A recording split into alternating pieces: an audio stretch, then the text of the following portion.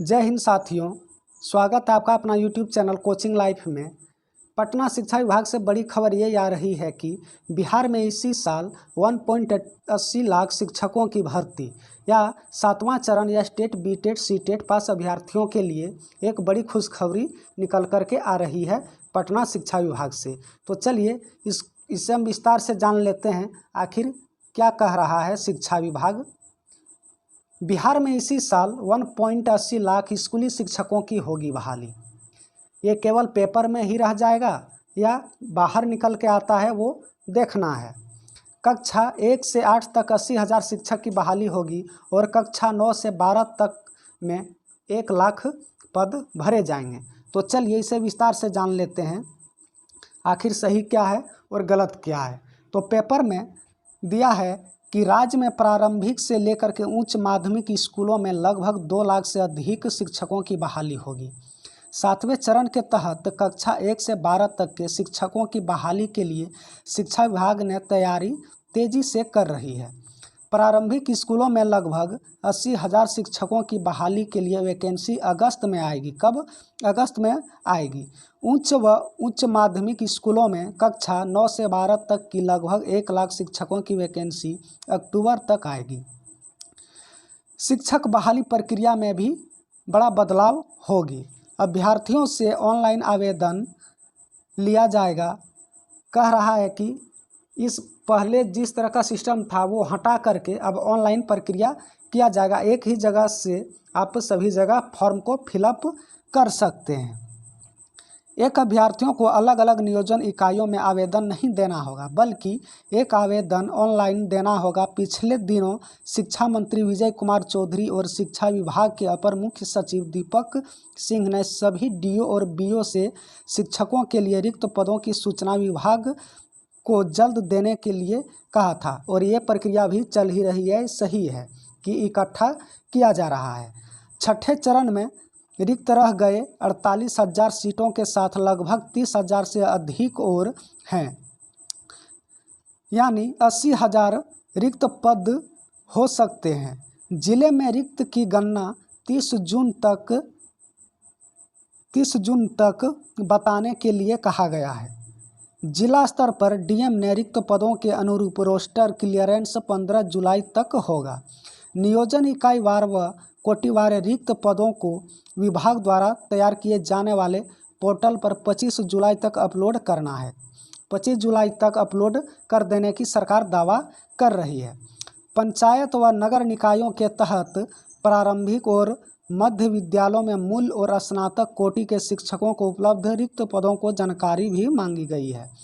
31 मार्च 2022 की स्थिति के अनुसार रिक्त बताना है कि हाई स्कूल में लगभग 1 लाख शिक्षकों की बहाली होगी, जो एस्टेट 2019 और एस्टेट 2011 वालों को भी इसमें शामिल करने की बात कही जा रही है। और दिया हुआ है 31 दिसंबर तक रिटायर होने वाले शिक्षकों की सूची मांगी गई है। हालांकि विभाग ने सभी डीओ और बीओ से 31 दिसंबर 2022 तक रिटायर होने वाले शिक्षकों की सूची अंत तक मांगी है। अवकाश प्राप्त होने वाले शिक्षकों की सूची आने के बाद शिक्षकों की रिक्तियां और बढ़ सकती है। अभी छठे चरण के तहत 32,714 शिक्षकों की बहाली प्रक्रिया चल ही रही है, जो जुलाई में पूरी हो जाएगी। छठे चरण में जो पद रिक्त रह जाएंगे उसे 7वें चरण में शामिल कर दिया जाएगा।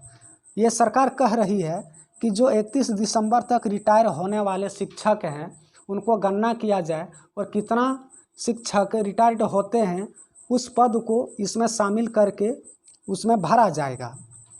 ऑनलाइन से सेंट्रलाइज तरीके से ऑनलाइन लिए जाएंगे आवेदन। 7वें चरण में शिक्षक बहाली के लिए अभ्यर्थियों से केंद्रीकृत सेंट्रलाइज तरीके से ऑनलाइन आवेदन लिए जाएंगे। ये सबसे अच्छी बात है कि पहले क्या होता था, जा करके नियोजन इकाईवार को आपको फॉर्म को फिलअप करना था, बल्कि अब ऐसा नहीं होगा। ये सभी के लिए सहूलियत होगा। किस नियोजन इकाई में शिक्षक बनना चाहते हैं इसका ऑप्शन मांगा जाएगा। उच्च और उच्चतर माध्यमिक स्कूलों में 37,447 शिक्षकों की बहाली के लिए 2019 एसटीटी ऑनलाइन परीक्षा ली गई थी। 2021 में जारी रिजल्ट में 80,402 अभ्यर्थी क्वालिफाई हुए। STT 2011 में उत्तीर्ण 16,196 वैसे अभ्यर्थी जो छठे चरण में शिक्षकों नहीं बन सकेंगे, ये सभी 7वें चरण में आवेदन के लिए योग्य होंगे। सरकार कह रही है, शिक्षा मंत्री, कि जिन्होंने 2019 में पास किया है और जो 2011 में भी पास किया है और वो शिक्षक नहीं बन पाए हैं, वो 7वें चरण में आवेदन करने का उनको भी मौका दिया जाएगा। यह सबसे बड़ी राहत है 2011 वालों को लिए। चलिए, सभी का हो जाए तो ये भले की बात है, लेकिन सरकार तेज़ी से 7वें चरण को आगे बढ़ाना चाहिए और उनको नोटिफिकेशन को बहुत जल्द निकाल देना चाहिए। इसलिए चयन प्रक्रिया में बदलाव की तैयारी क्या क्या होगा, आइए उससे भी जान लेते हैं। शिक्षा विभाग तैयारी कर रहा है कि शिक्षकों का चयन में किसी प्रकार की विवाद और शिकायत नहीं रहे। वर्तमान प्रक्रिया में अलग अलग नियोजन इकाइयों में आवेदन देने की अभ्यर्थी रहते हुए भी पद रिक्त रह जाते हैं। हाल ही में 7,062 प्रारंभिक शिक्षकों के पद में 48,000 से अधिक पद रिक्त रह गए थे, जो चल ही रहा था वर्तमान में।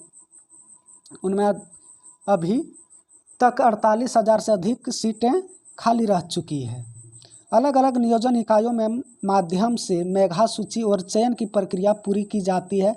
इस माध्यम से कई बार योग्य अभ्यर्थी भी चयन से वंचित रह जाते थे और जो इसमें बहाली मुखिया करते थे, मेजर करते थे, अब इन लोगों को साइड कर दिया जा रहा है। शिक्षक बहाली की चयन प्रक्रिया में स्थानीय जनप्रतिनिधियों भूमिका नहीं रहेगी। शिक्षा विभाग बहाली प्रक्रिया में बदलाव की तैयारी को अंतिम रूप दे रहा है।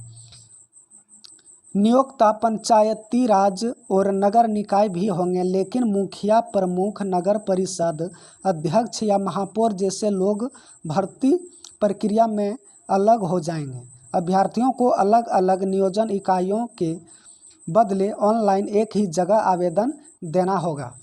यही था आज का खबर में। सरकार ऐसा चाह रही है तो स्टूडेंट के लिए, यानी जो एस्टेट, बीटेट, सीटेट पास हैं, उन अभ्यर्थियों के लिए एक राहत भरी खबर यही है कि कहीं जा कर के उनको ऑनलाइन आवेदन नहीं करना होगा। वे एक ही जगह से, वो पहले ऑफलाइन करता था, वो एक ही जगह से ऑप्शन दिया जाएगा और एक ही जगह से वो सारे जगह फॉर्म को फिलअप कर सकते हैं। जय हिंद, वंदे मातरम।